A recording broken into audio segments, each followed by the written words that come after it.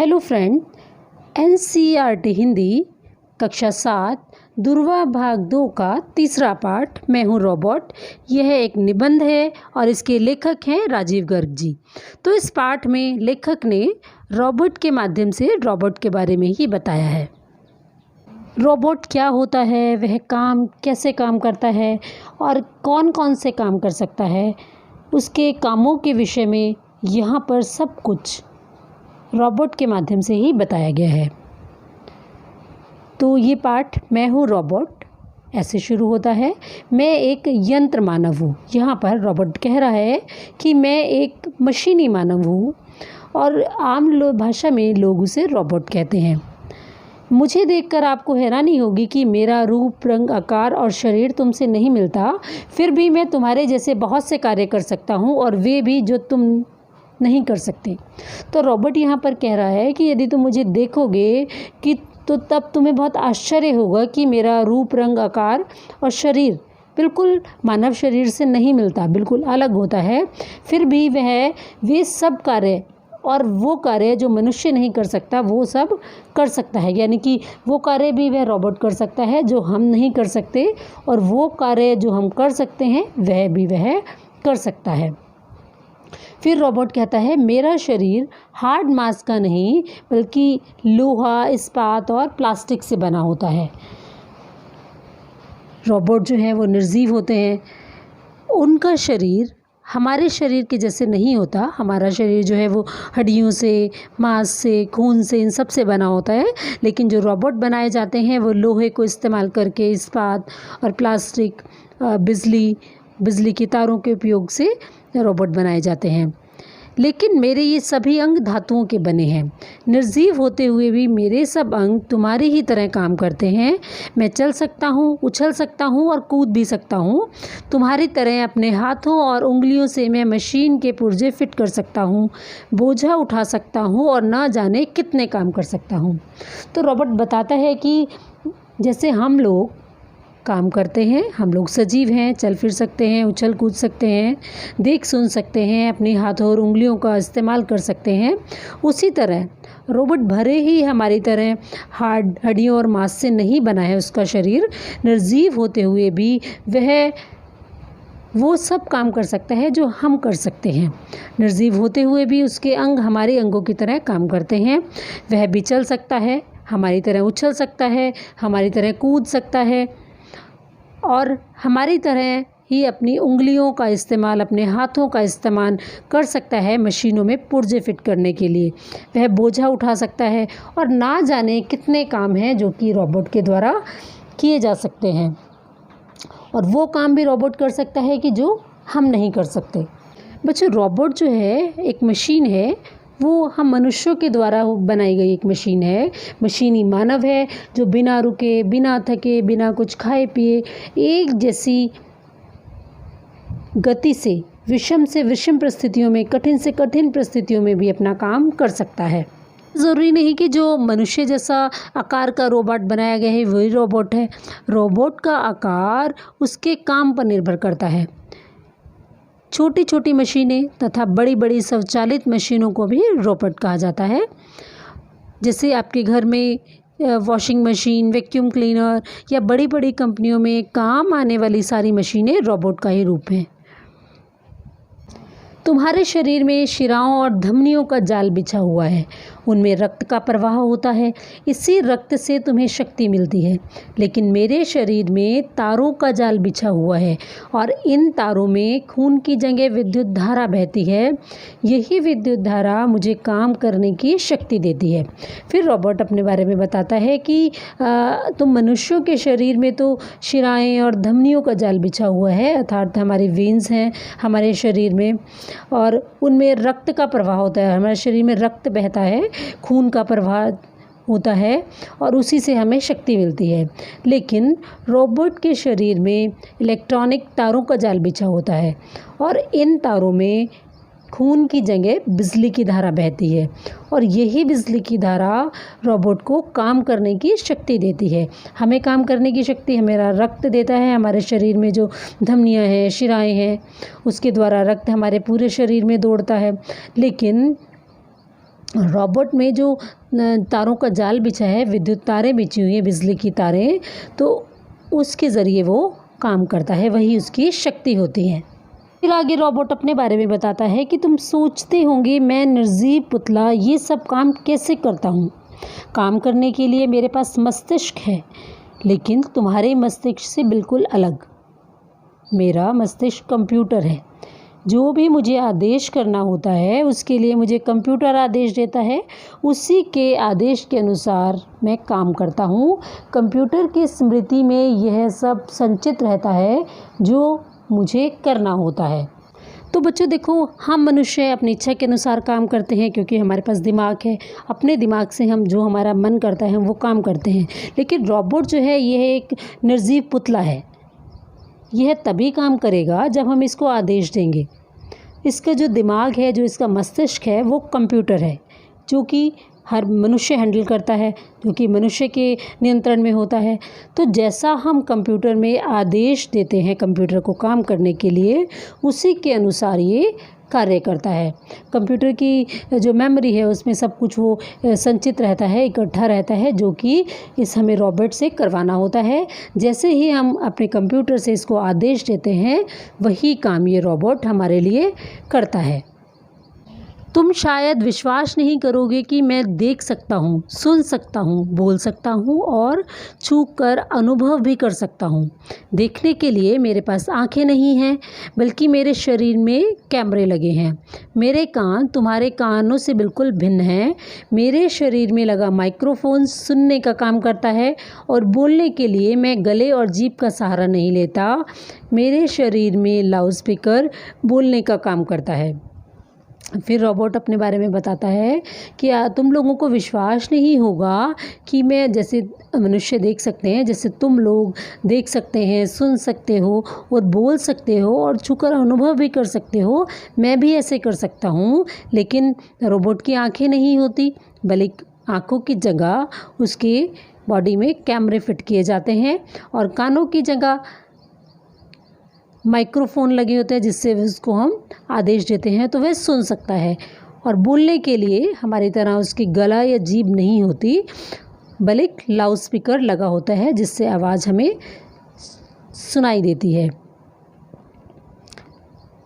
और छू कर किसी चीज़ को जानने के लिए इसमें एक प्रकार की स्पर्श करने वाले जो है यंत्र लगे होते हैं, जो इसको छूने का एहसास बताते हैं कि छूकर किसी चीज़ को बताने के लिए इसमें कुछ इस तरह के यंत्र लगे होते हैं जो इसको स्पर्श का अनुभव कराते हैं।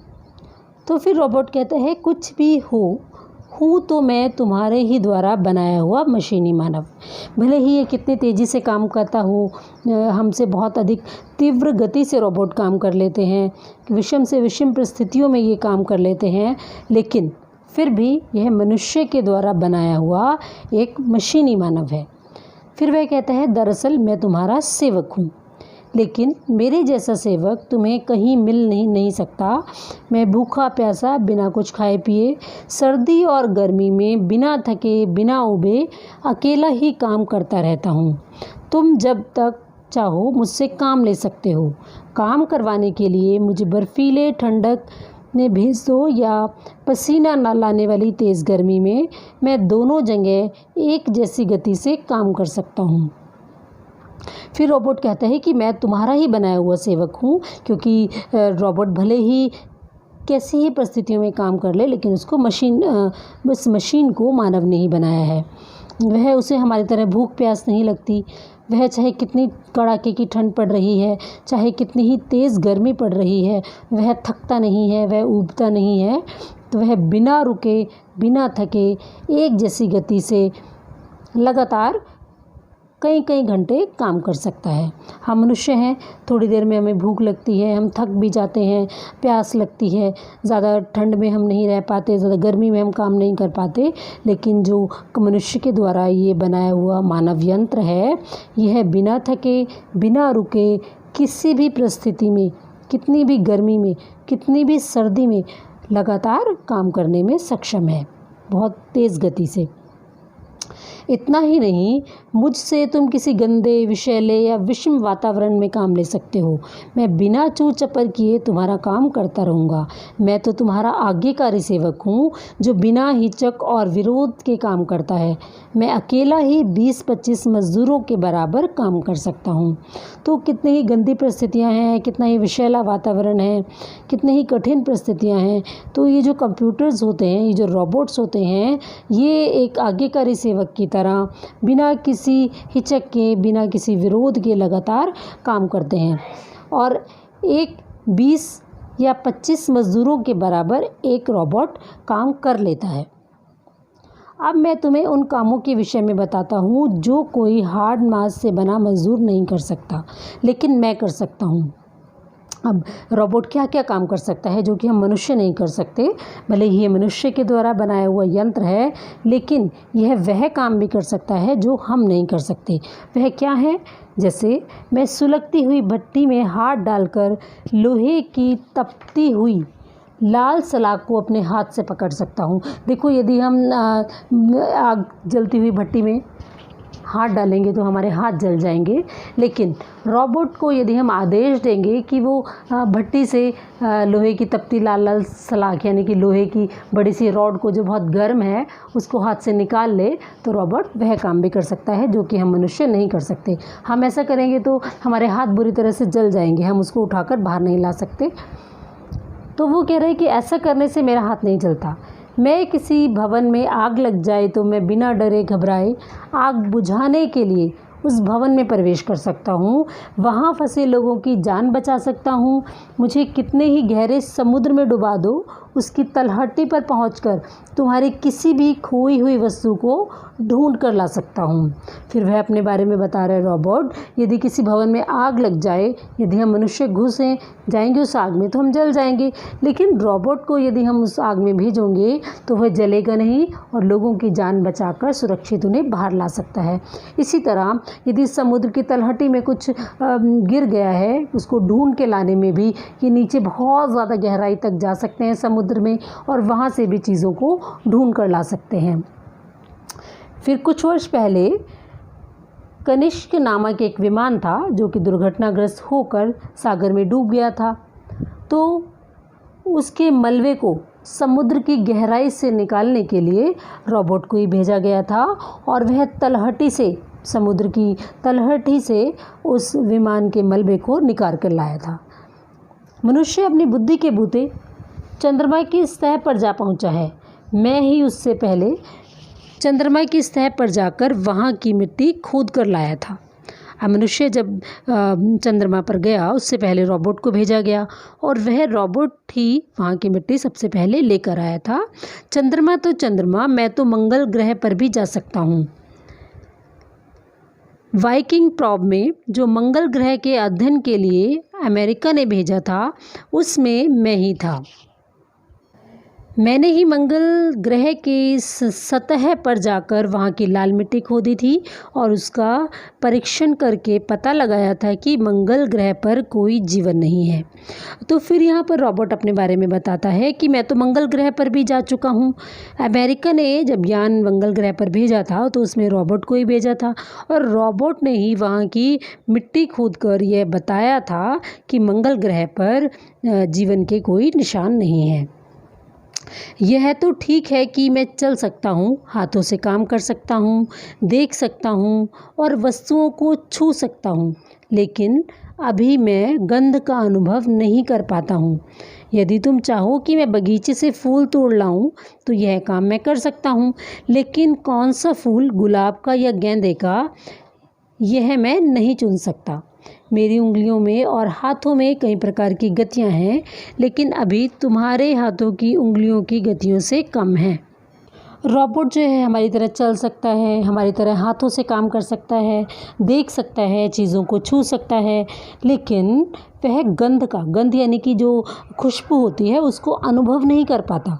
यदि हम रोबोट को कहें कि बगीचे से फूल तोड़ कर लाओ तो वह फूल तोड़ कर तो ले आएगा, लेकिन कौन सा फूल, गुलाब का फूल, गेंदे का फूल, चमेली का फूल, तो वह इसका चुनाव नहीं कर सकता।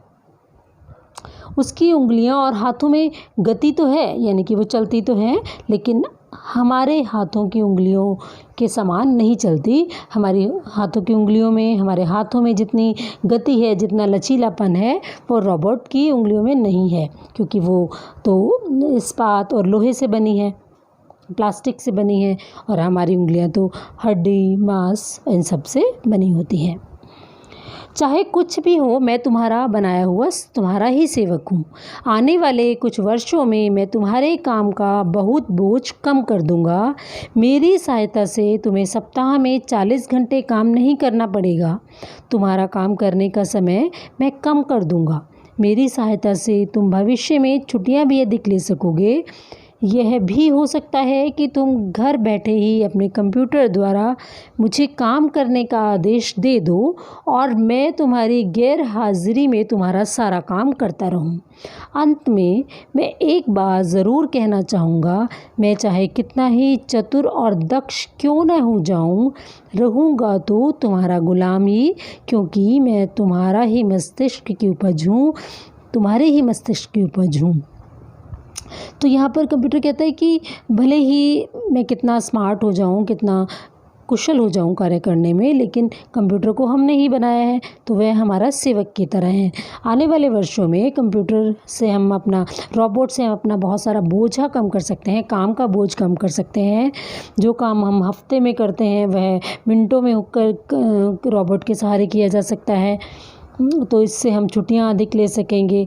घर बैठे ही कंप्यूटर के द्वारा हम उसमें आदेश दे सकते हैं और फिर वह सारे काम हमारे हो जाएंगे हमारी गैर हाजिरी में, यानी कि हम उपस्थित भी नहीं होंगे तो वो सब काम हमारी अनुपस्थिति में हो जाएंगे जो हमें करने हैं। तो भले ही रोबोट कितना ही चतुर और दक्ष क्यों ना हो, वह हमारा गुलाम ही है, वह हमारा सेवक ही है, क्योंकि उसे बनाने वाला मानव मस्तिष्क ही है। हमारे मनुष्य ने अपने दिमाग के सहारे ही उसको बनाया है। हमारे दिमाग की उपज है कि हमने ऐसी यंत्र बना दिया जो कि हमारे सारे काम मिनटों में कर ले। तो ये था आपका पाठ, मैं हूँ रोबोट। अब इस पाठ के शब्दार्थ